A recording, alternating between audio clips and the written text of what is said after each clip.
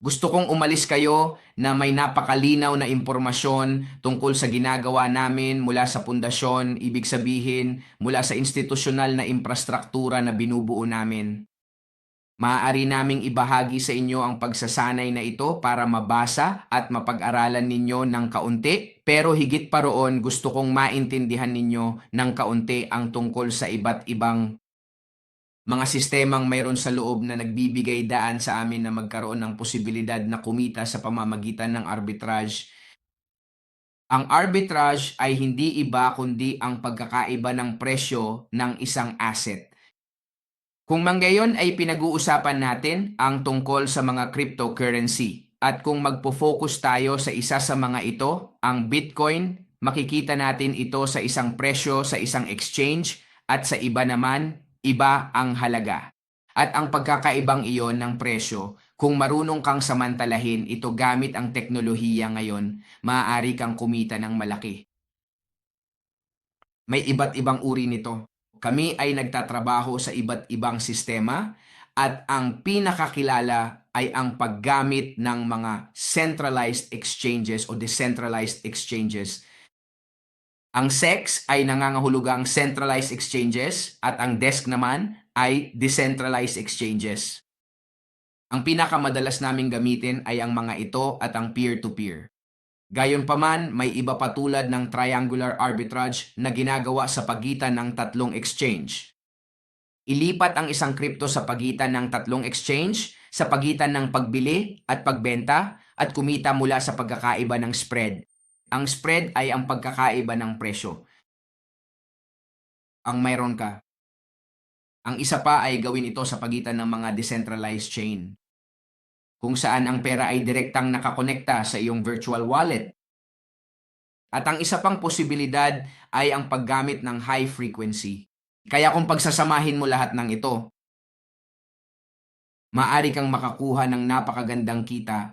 Ang ginagawa namin sa loob ng Dubai Cross na kung saan makikita mo ang lahat ng transaksyon, lahat ng nangyayari, gumagamit kami ng bahagi ng high frequency. Itong mga milisegundo na nakikita ninyo dito, itong bahagi na nakikita ninyo dito, kinukuha namin sa loob ng merkadong ito. Kailangan ninyong malaman na tingnan mo dito, tingnan mo ito, tingnan mo kung gaano ka-interesante ang nangyari lang. Ito na na-execute at na-project. Ibig sabihin, pumapasok sa isang exchange at agad na lumalabas sa kabila. Pero tingnan mo, nangyayari ito sa loob lamang ng milisegundo. At doon namin kinukuha ang kita. Tama, ang kita. Dito makikita natin ng kaunti kung ano ang nangyayari sa paligid nito. Tingnan natin kung maa-update ko ito dito. Sa tingin ko, hindi ito updated. Sige. At ang isa pa ay ang P2P.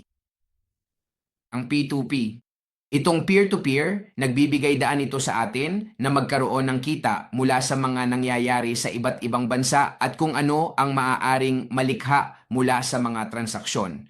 Oo, ang mga transaksyong iyon ay nagdudulot sa atin ng spread muli at sinusukat natin ang spread na iyon bilang porsyento batay sa kitang nakukuha. Pumunta tayo ng kaunti pang mas malalim. Sa mga ilang minutong natitira sa atin, pwede pa rin nating palalimin ito sa Sabado para mas maging malinaw. Pero sa batayan, ito ang makikita sa graph dito. Ang arbitrage sa pagitan ng mga centralized exchanges. Halimbawa, bibili ka sa Coinbase at magbebenta ka sa OKEx. Gumagawa ka ng transaction sa pagitan ng USDT tapos ililipat mo sa Bitcoin.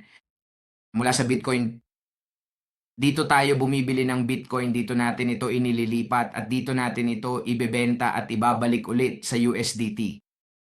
Pero nangyayari ito sa pamamagitan ng mga nodes. Pag-aaralan natin ng kaunti kung paano gumagana ang mga nodes at doon natin ito mapapalalim pa.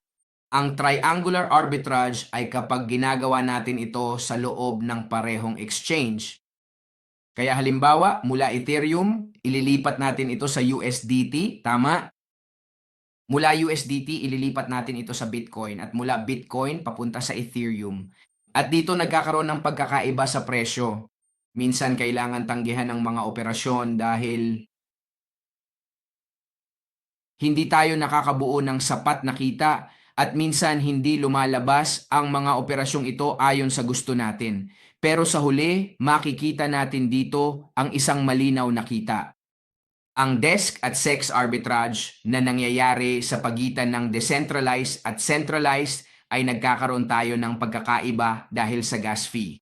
Diyan tayo nakakabuo ng mas malaking kita sa pamamagitan ng pagpapababa ng gastos sa bawat transaksyon sa pagitan ng iba't ibang exchanges. Ngayon, tingnan natin ng kaunti kung paano ang istruktura mula sa node module na siyang dedicated server kung saan nililikha at tinatanggap ang lahat ng datos. Kumokonekta tayo sa pamamagitan ng APIs, kinokonekta natin sa mga exchange at ito ang nagbibigay daan sa atin na sa loob lamang ng ilang milisegundo ay makagawa at maisalin ito sa mataas na frequency. Kung isang tao ang gagawa nito ng normal, gaano man siya kagaling, aabutin siya ng 3 segundo at iyon ay kung talagang mabilis siya. Sa isang normal na API system, tulad ng ginagamit sa P2P, umaabot ito ng 200 milisegundo. Pero sa isang profesional na sistema na may node tulad ng sa amin, kaya naming gawin ang operasyon sa loob lamang ng 20 milisegundo. Gaya ng nakikita ninyo rito, dito mismo. Ito ang magbibigay sa amin ng kakayahan na kumita ng maliliit na porsyento. Talagang napakaliit ng mga porsyentong ito, pero sa huli ay naiipon at nagbibigay sa amin ng kita. Nagbibigay sa amin ng huling kita na nagpapahintulot sa amin na mapanatili ang aming sistema at maibahagi ito sa lahat ng tao. May isang napakahalagang bagay at iyon ay ang latency. Ang latency ang magpapapanalo sa atin. May isang quantum node na sa ngayon ay siyang pinakapanalo. Ito ang ginagamit ng mga stock exchange tulad ng sa Wall Street o sa Hong Kong Stock Exchange. At sila ay may mga server at mga node na nakakonekta na gumagana sa 2 milisegundo. Isang bagay na ganon, isang bagay na sobrang kakaiba. Ang infrastruktura ay medyo magastos, pero sa tulong ng komunidad ay kaya natin itong makamit at mararating natin ito. Ngayon, saan nakasalalay ang pagiging epektibo natin at ang pagbuo ng kita? Sa pamamagitan ng liquidity at slippage. Slippage, handa na? Kung tayo ay may magandang liquidity, ibig sabihin may sapat tayong capital, maaari nating maiwasan ang slippage. Maaari nating maiwasan yung slippage. Maaari tayong makamit ng perpektong execution na magdadala ng iba pang mga transaksyon at halos panalo natin ang mga iyon. Na para bang napapanalunan natin ito laban sa iba na nakikipaglaban din. Pero kung kaunti lang ang liquidity natin, sa huli ang slippage na siyang paggalaw ng presyo mula sa inaasahan hanggang sa totoong nangyari, doon mawawala ang kita natin. Ngayon, halos lahat ay nakabase na sa teknolohiya at sa mga server.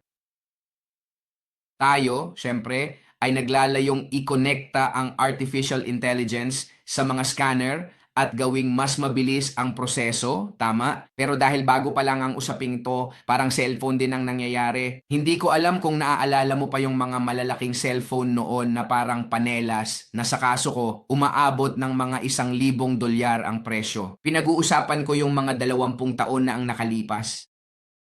Naalala ko, dumating ang tatay ko noon at ang presyo ay $1,000. Tama?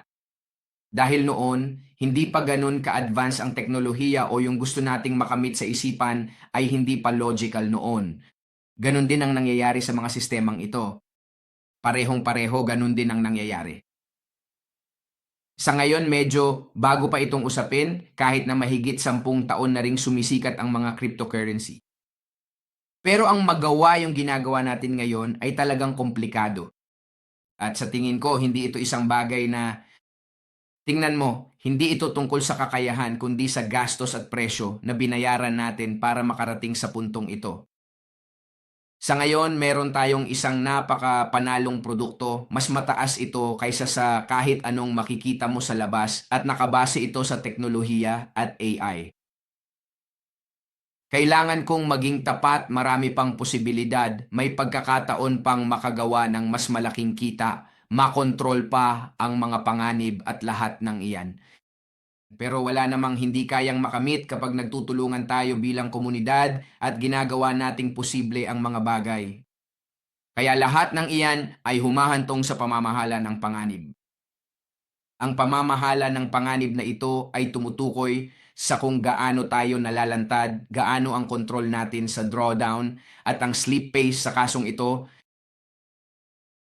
gaano ang limitasyon natin sa konsentrasyon at ang panganib ng counterparty sakaling tayo ay mawalan ng operasyon. Ngayon, ang mawala ng operasyon dito ay nangangahulugang hindi natin ito maisagawa. Sa madaling salita, kapag ang sleep pace o ang pagkakaiba ng presyon ay nagdulot ng matinding galaw. Para dyan, meron tayong kontrol sa panganib, isang risk manager na maaari kong ibahagi sa inyo dito na nagpapatakbo ng risk manager, tama? Na siyang may kontrol sa kasong ito sa posisyon natin na may halagang 260,000 dolyar na may exposure na 200,000. Ibig sabihin, ang pinakamalaki nating inilalagay sa operasyon ay 60,000 dolyar para makabuo ng daily na 3,000. Tama? Sa kaso ng 3,000, higit kumulang ay 1.5%. Kaya hindi tayo naglalagay ng panganib kundi kung gagawin natin ito sa porsyento. Pinag-uusapan natin ng mga bandang 30% para maisagawa ang operasyon. Dahil ang isang biglaang galaw habang may operasyon tayo, halimbawa kung may hawak tayong Bitcoin o Ethereum, maaring madala tayo nito o maaring madala ng galaw ang operasyon natin. Pero para dyan, meron tayong control sa panganib kung saan pinapayagan tayo na magkaroon ng kumpletong daloy ng operasyon kung saan ang nakikita ninyo sa screen dito ay ang grapikong representasyon ng lahat ng nangyayari. Kung may operasyon tayo, ginagamit natin ito para tingnan ang mga variable. Tinitingnan natin ang gastos sa komisyon, ang slippage, at ang liquidity na meron tayo. Kapag naaprubahan at viable, sa huli ay kinokonekta ang mga API, pumapasok ang order ng pagbili at pagbenta, nagsisimula ang node sa execution, nakikipag-interact sa server, at ang ginagawa nito ay iproseso ang order book, isagawa ang palitan, irehistro ang netong kita, at gumawa ng ulat. Kumusta? Ang ganda, di ba? Ang galing ng training na ito. Kailangan pa nating palalimin ang usapan dito dahil talagang malinaw ang lahat ng ginagawa natin dito. Gusto ko lang sabihin, dapat talaga nating pasalamatan si Teresa mula sa marketing team dahil siya ang tinulungan ko. Talagang parang isang database ang ginawa ko, sinabi ko lang na, ito ang kailangan nating sabihin at sila na ang nag-ayos at nagpaganda talaga.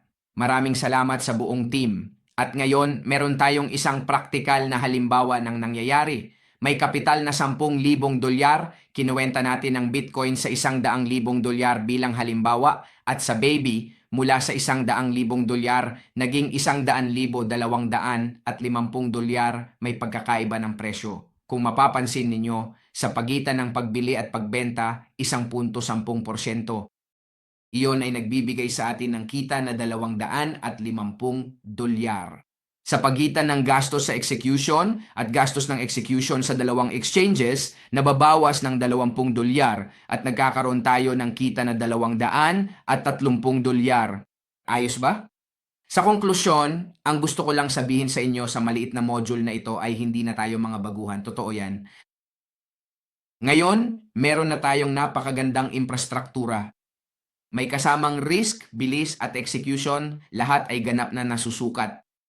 Ngayon, parang bumili ka ng Rolls-Royce na kotse pero pina-upgrade pa. Ibig sabihin ng pina-upgrade ay pinalakas o pinahusay. Oo, pero ang gusto ko talagang marating ngayon ay magkaroon ng isang spaceship na magdadala sa akin sa buwan. At magagawa natin yan at ipapaliwanag natin sa Module 2. Mga kaibigan, kamusta ang maliit na buod na ito? Napakaganda, isang sobrang astig na dosis. Sa ngayon, ang gusto ko lang ay mag-enjoy kayo, maging kalmado dahil ligtas kayo. Patuloy kaming nagtatrabaho ng walang tigil at walang makakahadlang sa amin, kundi ang hangaring makatulong sa maraming tao, mapaglingkuran kayo at patuloy na palakihin ito.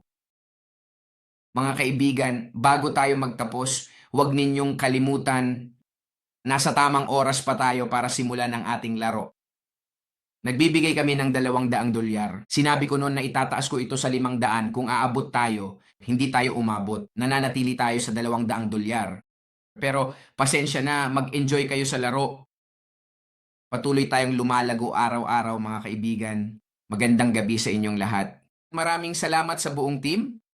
At 8 araw na lang magkikita-kita na tayo at mag-e-enjoy. At gagawin nating mas malaki pa ang mga bagay-bagay. Isang espesyal na pagbati. Magandang gabi sa inyong lahat. Salamat Teresa, salamat Angela, sa lahat ng narito. Mag-enjoy sa laro. Ingat kayo. Hanggang sa muli, paalam.